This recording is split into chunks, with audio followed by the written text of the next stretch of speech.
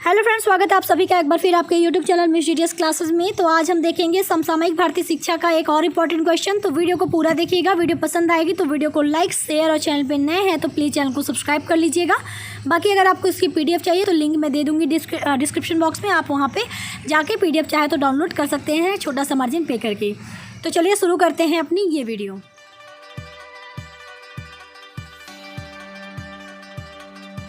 सबसे पहले मैं आज का प्रश्न बता देती हूँ कि आज के वीडियो में हम समसामयिक भारतीय शिक्षा का जो आज का हमारा प्रश्न है वो है नवोदय विद्यालयों के उद्देश्य का वर्णन कीजिए, इसके गुण एवं दोष का वर्णन करो। तो नवोदय विद्यालय क्या है, इसकी विशेषताएं क्या हैं, अगर ये वीडियो अगर आपने नहीं देखी है तो पहले वहाँ पे जाइए, क्योंकि पहले आप उस चीज़ को समझ लेंगे तो शायद बाकी चीज़ें जो है आपको ईजी हो जाएंगी समझना, क्योंकि जो विशेषताएँ हैं उसी से ही रिलेट करता है, कोरिलेट करते हुए उद्देश्य भी हमारा जो है होता है। तो यहाँ पे हम वही उद्देश्यों को देखेंगे।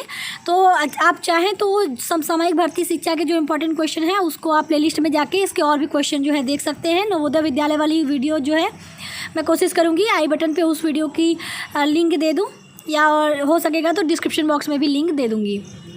तो फिलहाल आगे बढ़ते हैं। तो हम देखेंगे नवोदय विद्यालय के उद्देश्य। तो आप ये हेडिंग डाल लीजिएगा, इसमें लिखेंगे नवोदय विद्यालय के उद्देश्य निम्नवत हैं। पहला है प्रतिभावान बच्चों का सर्वांगीण विकास करना। तो इसके अंतर्गत पहले जो चीज़ें लिखी होंगी, मैं हर जो भी आपका हेडिंग होगा उसके अंतर्गत जो चीज़ें लिखी होंगी पहले मैं उसको जो है पढ़ दूँगी, फिर मैं एक्सप्लेन करूँगी ताकि आपको अच्छे से समझ में आ जाए। तो लिखेंगे इसके अंतर्गत प्रतिभावान बच्चों का सर्वांगीण विकास करना तथा उनकी क्षमताओं व सृजनात्मकता को बढ़ावा देना नवोदय विद्यालय के उद्देश्यों में प्रमुख है। देखो, अगर आपने विशेषता वाली वीडियो देखी होगी और नवोदय विद्यालय क्या है अगर ये वीडियो देखी होगी तो मैंने बताया था कि नवोदय विद्यालय किस पर्पस से बना था, कि जो निर्धन और गरीब प्रतिभावान बच्चे हैं जो कि किसी चाहे सामाजिक कारण हो, चाहे आर्थिक कारण हो, या फिर किसी बस जो है वो अपनी पढ़ाई को कंटिन्यू नहीं कर पाते या शिक्षा से वंचित रह जाते हैं, तो ऐसे जो प्रतिभावान बच्चे होते हैं इनके अंदर जो गुण है, जो इनकी प्रतिभा है वो दब न जाए, इसी को मतलब कंट्रोल करने के लिए, ताकि वो आगे फ्यूचर में अपनी प्रतिभा का उपयोग कर पाए और देश को लाभान्वित कर पाए। इस वजह से जो है नवोदय विद्यालय की शुरुआत हुई।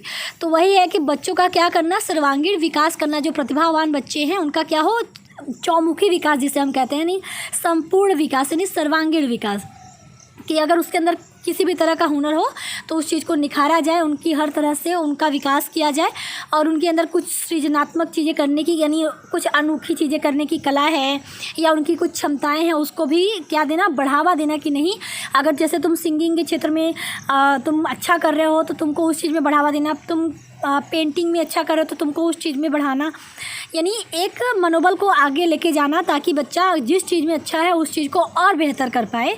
तो वही है कि उनकी क्षमता को, उनकी सृजनात्मकता को क्या करे, बढ़ावा दे।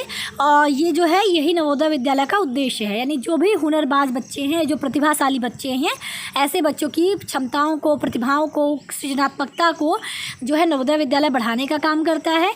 और इसी पर्पज़ से वो जो है नवोदय विद्यालय की शुरुआत भी हुई थी कि जो इस तरह के बच्चे हैं उनकी प्रतिभा हमेशा आगे बढ़े ताकि देश को भी उसका लाभ मिले। तो ये हमारा पहला उद्देश्य हो गया। दूसरा है शैक्षिक अवसरों की समानता प्रदान करना।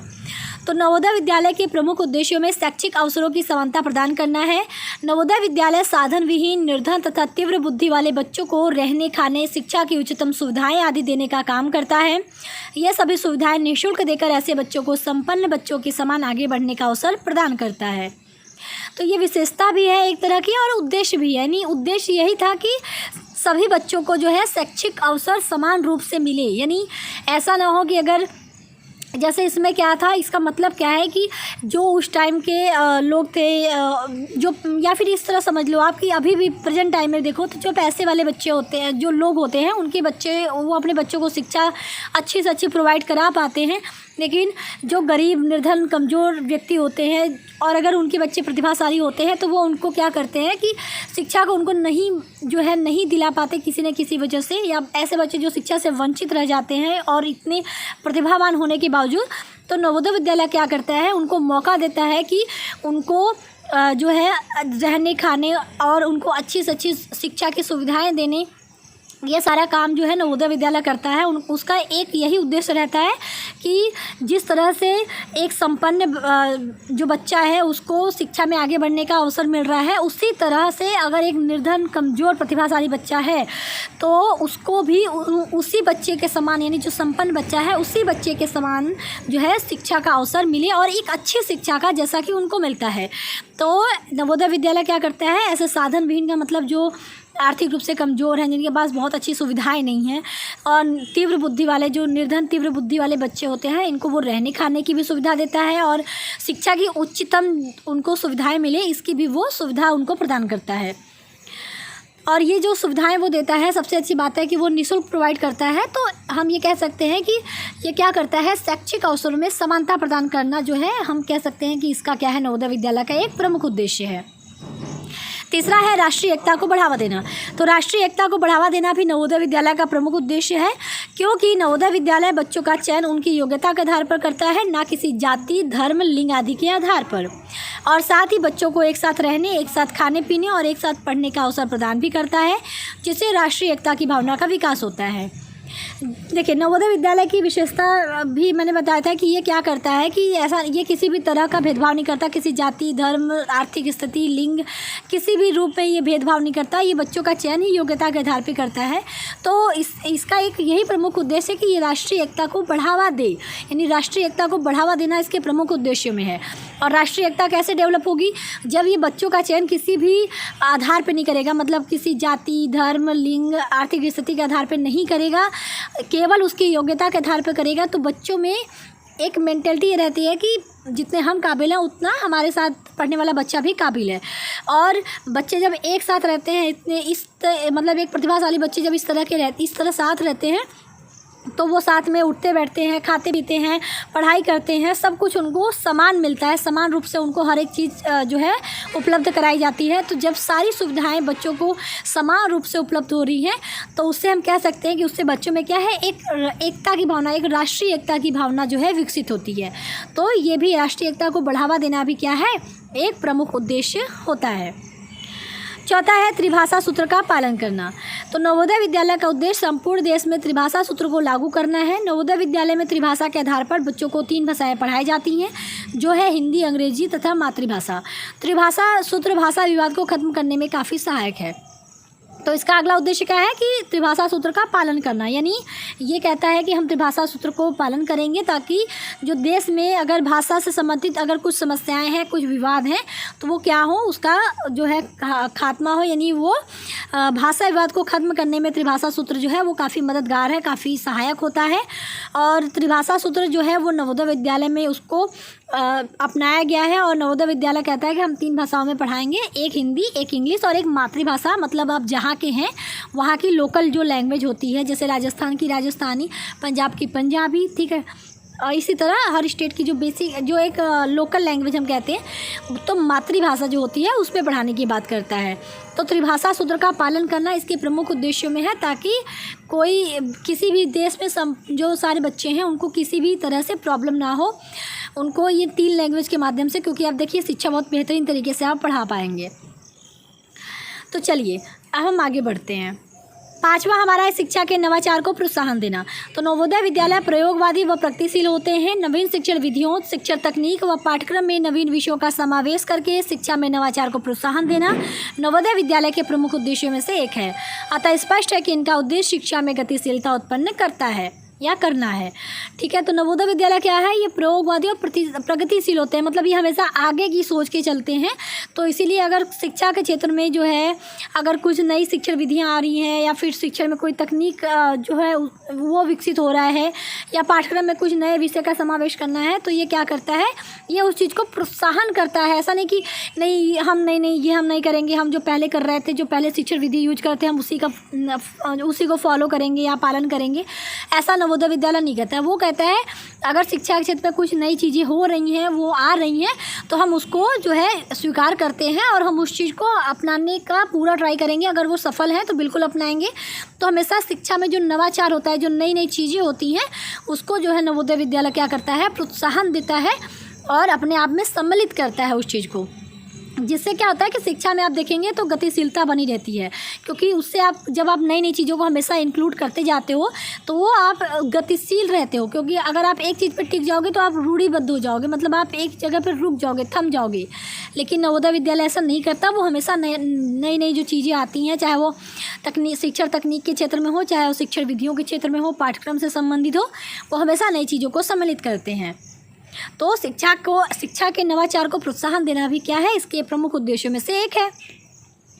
छठा हमारा है प्राचीन संस्कृति व वैज्ञानिकता का समन्वय करना। तो नवोदय विद्यालय का उद्देश्य प्राचीनता एवं नवीनता में एक दूसरे में समानता स्थापित करना है। ये विद्यालय भारतीय संस्कृति के आदर्शों के प्रति लगाव उत्पन्न करने के साथ साथ बच्चों के दृष्टिकोण को वैज्ञानिक व आधुनिक भी बनाते हैं। तो यानी जो नवोदय विद्यालय है वो ये कहता है कि हम अपने जो हमारा कल्चर है, जो हमारी संस्कृति है, हम उससे भी नहीं दूर जाएंगे, और हम साथ ही साथ आज के समय में जो आज की टाइम की नीड है, जो आज का दृष्टिकोण है, हम उसको भी अपनाते चलेंगे।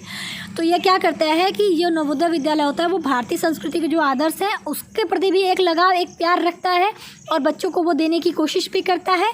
साथ ही साथ जो हमारा एक वैज्ञानिक नज़रिया है, जो एक आधुनिक नज़रिया है चीज़ों को देखने का, जानने का, उसको भी सम्मिलित करता है कि बच्चे आज के जनरेशन में कहीं पीछे न रह जाए।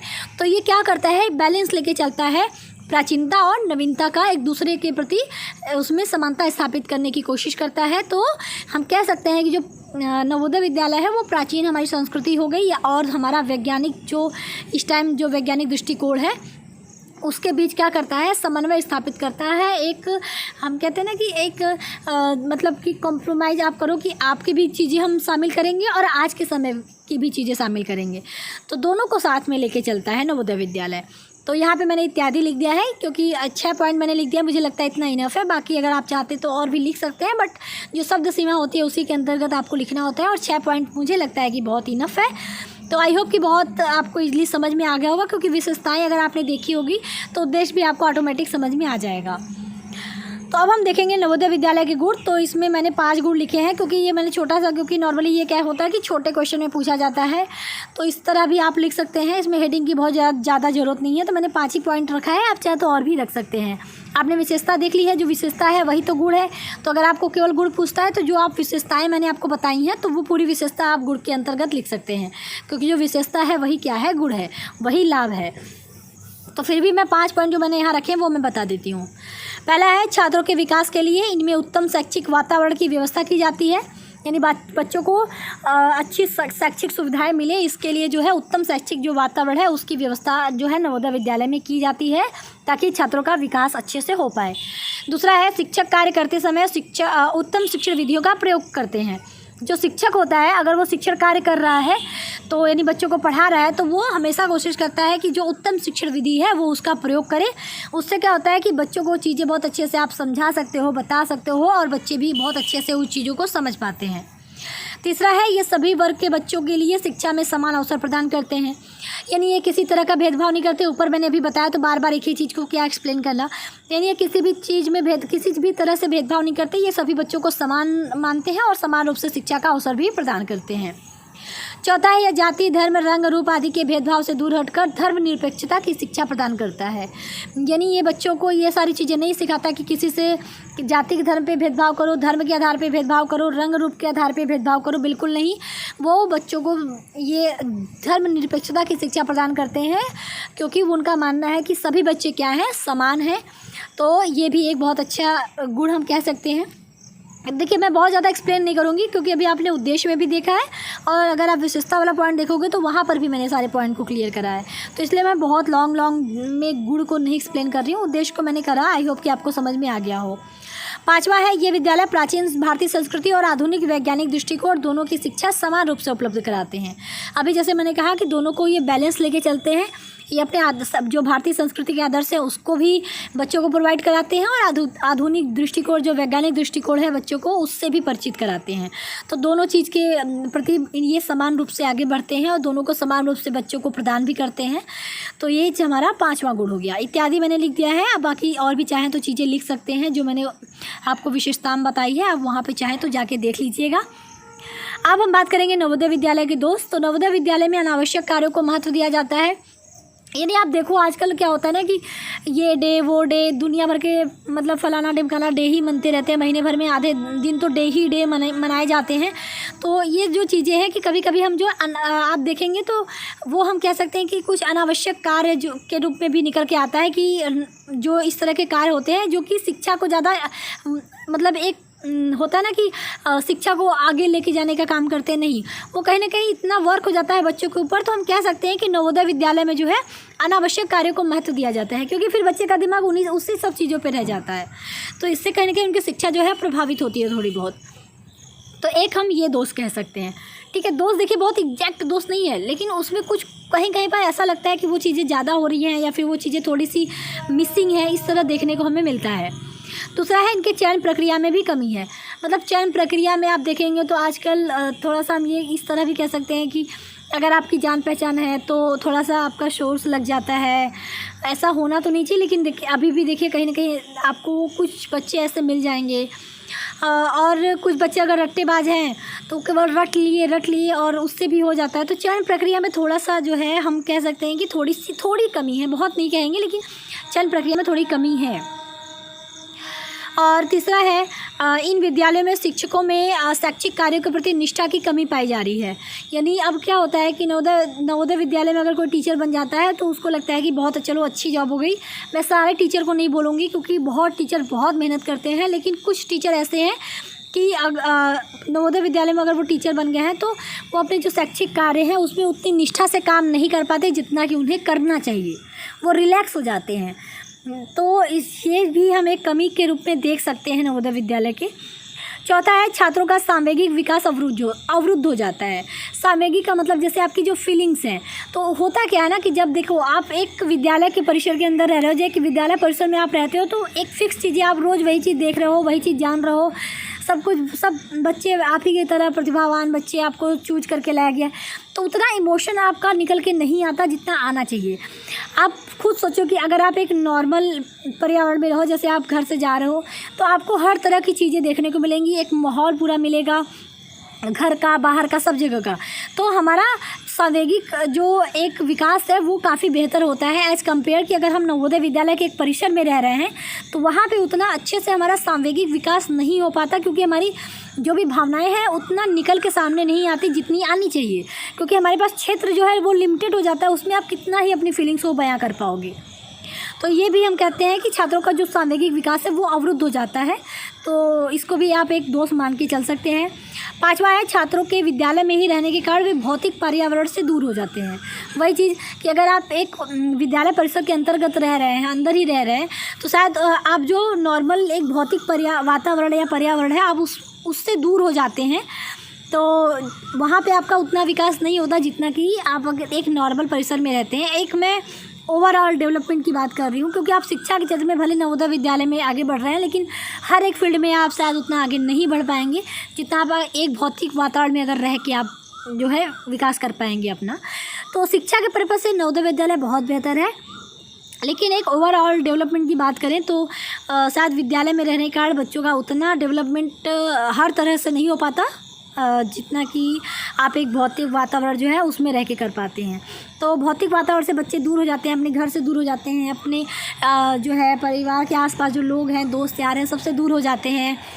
तो आप केवल एक विद्यालय परिसर में जो बच्चे आपके साथ पढ़ रहे हैं उन्हीं के साथ आप बस रह पाते हैं। तो एक ये भी दोष है कि इसमें बच्चों को दूर जाना पड़ता है। तो ये दोस्त में आप काउंट कर सकते हैं। तो ये 5 मैंने दोस्त यहाँ पे लिखे हैं। दोस्त बहुत ज़्यादा ऐसा नहीं कि बहुत फिक्स दोस्त है, ऐसा एकदम मतलब ये वाकई में बहुत बड़ा दोस्त है ऐसा कुछ नहीं है, बस कुछ चीज़ें देखने को ऐसा मिलती हैं। तो बस ये था आज का कंप्लीट वीडियो। आई होप कि आपको वीडियो अच्छी लगी हो। तो वीडियो पसंद आए तो प्लीज़ वीडियो को लाइक शेयर और चैनल को सब्सक्राइब कर दीजिएगा। अभी लेता है, मिलते हैं नेक्स्ट वीडियो में, तब तक के लिए टेक केयर, बाय बाय, जय हिंद।